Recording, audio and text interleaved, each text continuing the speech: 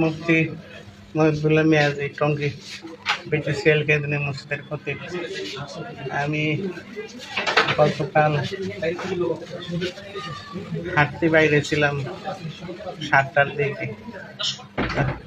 এর আগে বিগত এই ডিসেম্বর মাসে থেকে ডিসেম্বর, ফেব্রুয়ারি, জুন, আগস্ট এই 4 মাসে এই কয় মাসে মানে নি ডিসেম্বর, ফেব্রুয়ারি, জুন, আগস্ট এই কয় মাস হয়, এই কয় মাসের ভিতরে 4টা চিঠি দিছে বেনামি। মানে প্রথম চিঠিটা লেগছে আপনি করিয়া, এরপরে চিঠি লেগছে তুমি করিয়া, এরপরে লেগছে তুই করিয়া। লেগছে যে তুই আমাদের কথা মোতাবেক এই অখণ্ড ভারত মাতার পক্ষে মেম্বারে বসা কৌশলে কথা বলবি, কারণ পূর্ববঙ্গের ভারত ছাড়া আপন কেউ নাই। 2 নম্বরে লেগছে ইসকনের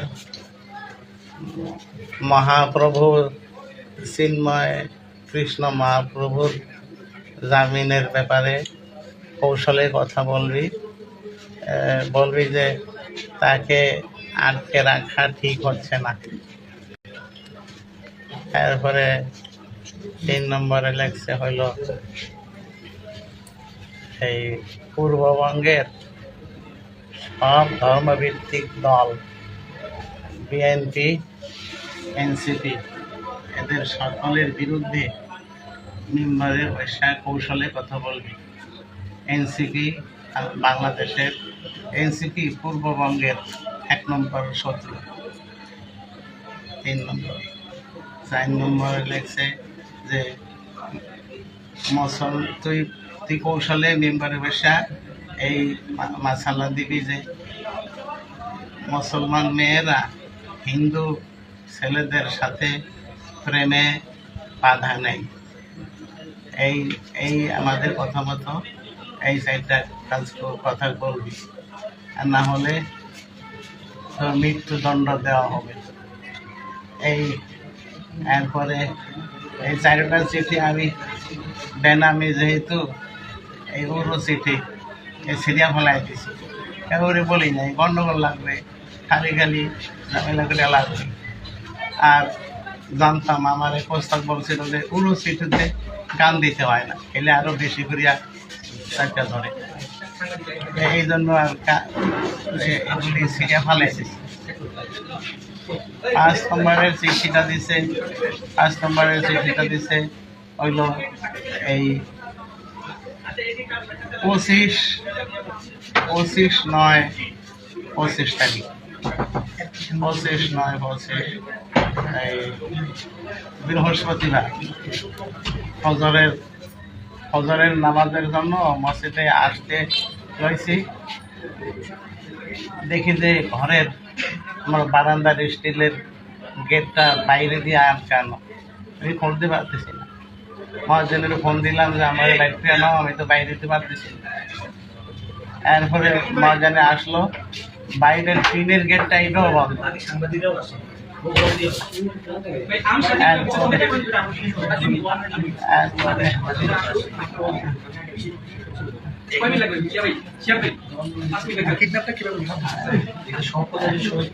এরপরে এই পঞ্চম চিঠিটা সেক্রেটারি, ক্যাশিয়ার আর আমার 3 জনের লক্ষ্য করিয়া লাগছে যে তোরা এগুলি ঠিকঠাক মতো আমাদের কথা মতো করবি, তোদের ক্ষতি বেড়ে এইভাবে বলতে বল, আর না হলে তোদের সবার মৃত্যুদণ্ড দেওয়া হবে এবং তোদের এই স্ত্রী, মেয়ে এদের কাউরে খারাপ কথা লাগছে যে দর্শন থেকে বাঁচাতে পারবি না। আর লাগছে যে এবার তোদের খতিবের ঘরে পেট্রোলের আগুন ধরবে। 6-7 মাস আগে আমার বারান্দায় আগুন লাগছিল, তো তখন মনে করছি শর্ট সার্কিট থেকে লাগবে, অনুমান করছিলাম যে শর্ট সার্কিট থেকেই এইটার ভিতরে লাগছে এইবার পেট্রোলের আগুন। এখন সন্দেহ হয়েছে যে এই প্রথমটা তাহলে স্বাভাবিক আগুন ছিল না। এই এরপরে এই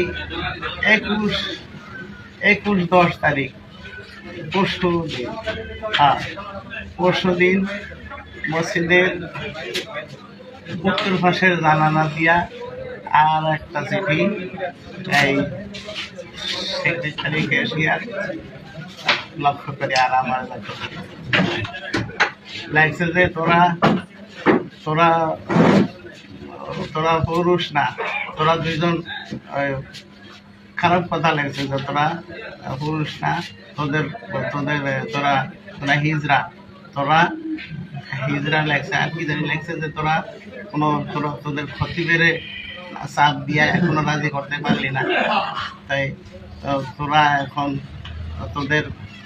তোরা আবার লাগছে যে তোরা তাহলে চাপ দিছ কি না এও বলতে পারি না, তবে তোরা এখন আশঙ্কা মুক্ত বা ঝুঁকি মুক্ত কি লাগছে সেক্রেটারি ক্যাশিয়ারের। এরপর লাগছে তবে তোদের খতিব শেষ, তোদের খতিব শেষ। এরকম আরো বহু মৌলবাদীদেরকে এরকম ওই যে ওই চিঠিগুলি লেখছে, লেখছে যে যদি কথা মানুষ তাহলে তোদের 3 জনকে 1 কোটি রুপি করে দেওয়া হবে। তোদের খতিব 6 মাস পর্যন্ত মেম্বারে বসা রেগুলার বলতে থাকলে 6 মাস পরে 1 কোটি রুপি করে এক একজনকে দেওয়া নিশ্চিত করা হবে।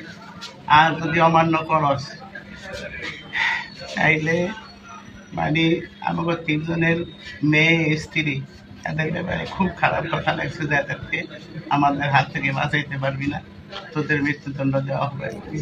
এবং এমন কিছু কথা লাগছে এগুলি মুখে চোখ দিয়েও পড়া যায় না, এমন কথা লাগছে ভাষাই পড়তে পড়াই যায় না, এমন খারাপ কথা লাগছে। এরপরে এই হলো 5ম চিঠি, এই 6ষ্ঠ চিঠিটা দিল এই 21 তারিখে পরশু দিন। লাগছে যে তোদের এই মত তোদের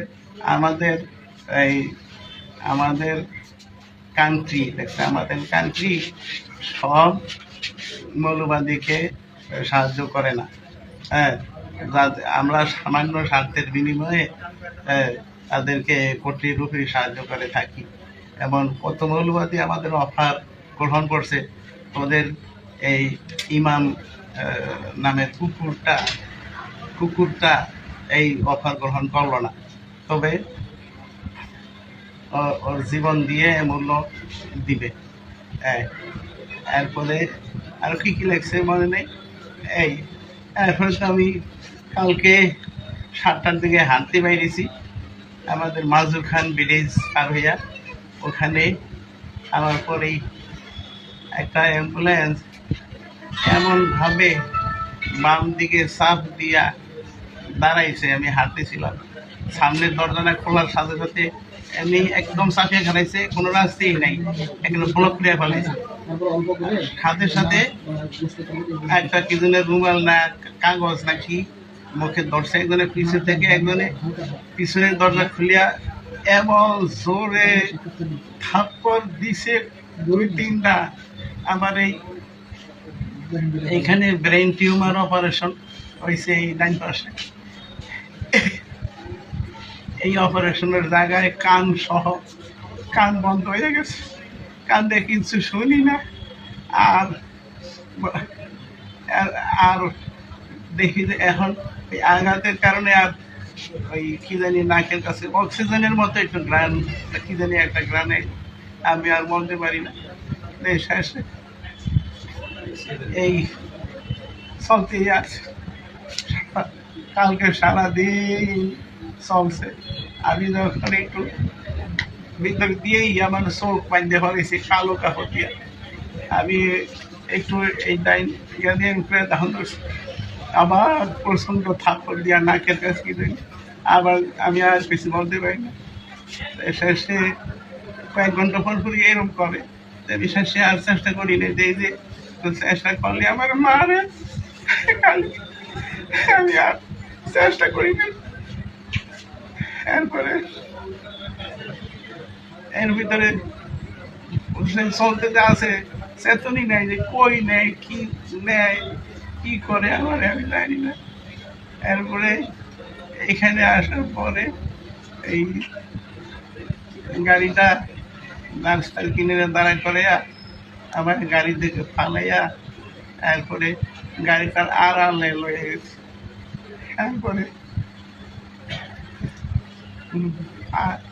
কাছের আমি অনুভব করলাম, সত্য বান্ধাই অনুভব করলাম যে কাছের বোতলে পানি ভরিয়া তারপরে আমার এই দুই ডানা দুই রান অনেক অনেকবার মারছে।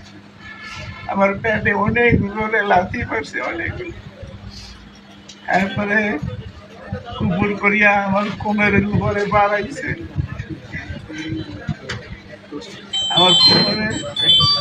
আমার কোমরে অনেক ব্যথা।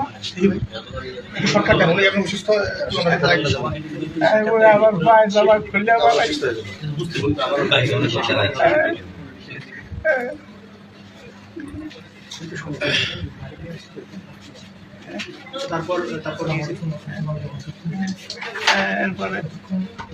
এরপরে আমাদের উপর করিয়া আমার পায়ে জামা খুলে ফেলাইছে। তারপরে